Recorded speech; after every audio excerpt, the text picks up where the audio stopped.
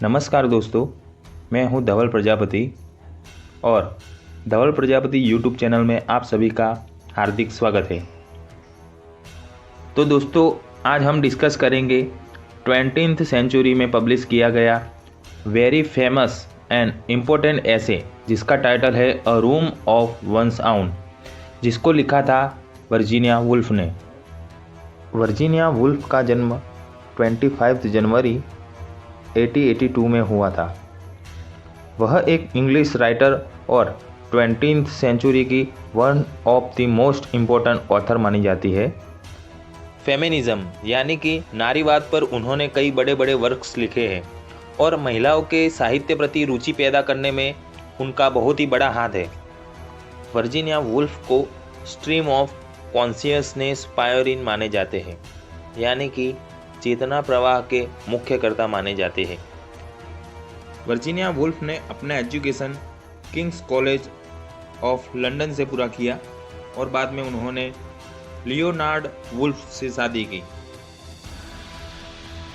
Mrs Dalloway, a room of one's own, to the lighthouse, the views, between the act, ये सब उनके important works हैं।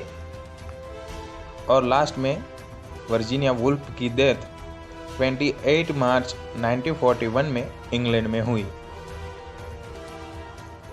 तो दोस्तों, अब हम बात करेंगे वर्जीनिया वुल्फ के सबसे famous work a room of one's own के बारे में।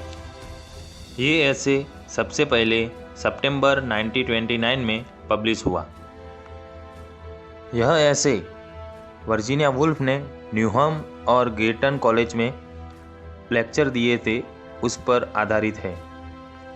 वर्जीनिया वुल्फ के वुमेन कॉलेज के ये 2 लेक्चर नारीवाद यानी कि फेमिनिज्म पर आधारित है। वर्जीनिया वुल्फ ने न्यूहम और गिरटन कॉलेज में लेक्चर दिए थे। ये लेक्चर देने के लिए स्पेशली उनको इनवाइट किया गया था और उन्होंने जो लेक्चर दिया था उसका टाइटल था वुमन एंड फिक्शन। और उन्होंने बताया कि अगर एक महिला अपना खुद का साहित्य लिखना चाहती है तो उसके पास एक अपना रूम और कुछ पैसे होने चाहिए। वर्जीनिया वुल्फ इस ऐसे में कुल 3 कैरेक्टर्स उठाती है, मैरी बेटन, मैरी सेटन और मैरी कारमाइकल, और वो खुद नरेटर के पॉइंट ऑफ व्यू से बताती है। वर्जीनिया वुल्फ जो नरेटर है वो इन तीनों के एक एक के पॉइंट ऑफ व्यू से बताती है। यहाँ पर उन सब के नाम जरूरी नहीं है, उनके एक्सपीरियंस है वो बहुत ज़रूरी है। तो पहला जो कैरेक्टर है यहाँ पर वो है मैरी बेटन। वो एक कॉलेज का सीन बताती है, पूरा एक कॉलेज का दिन बताती है, जिसमें एक यूनिवर्सिटी का नाम है ऑक्सब्रिज। दोस्तों, यहाँ पर ये यूनिवर्सिटी का नाम कॉम्ब्रिज और एक्सपर्ट यूनिवर्सिटी के कॉम्बिनेशन से लिया गया है। मैरी बेटन उस यूनिवर्सिटी में अपना लेक्चर कंपोज करने के लिए जाती है, बट उनको वहाँ का वॉचमैन रोकता है। उसके बाद यूनिवर्सिटी के आसपास बहुत सारी जो जगह होती है वहाँ भी वो जाती है, लेकिन उसको वहाँ भी रोका गया और वहाँ से निकाला गया। उसके बाद वो एक लंच पार्टी में जाती है। वहाँ जाकर औरतों और आदमियों की बातचीत सुनकर वो बहुत हैरान हो जाती है।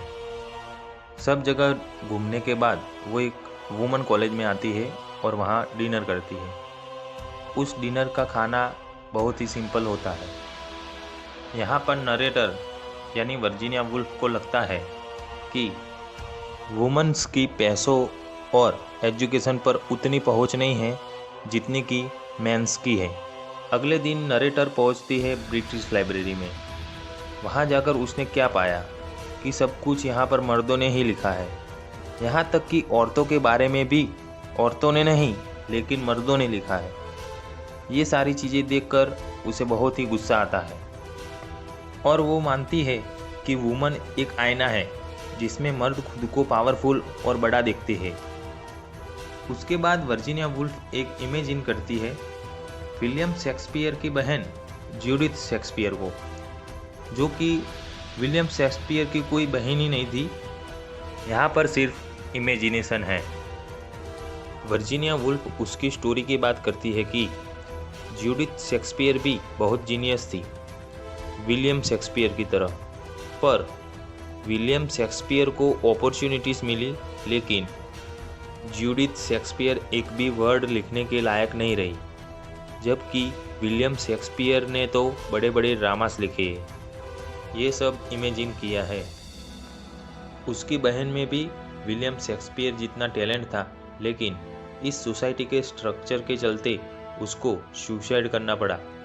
वर्जीनिया वुल्फ उसकी बॉडी इस लंदन शहर के नीचे दफन है, ऐसी बात करती है।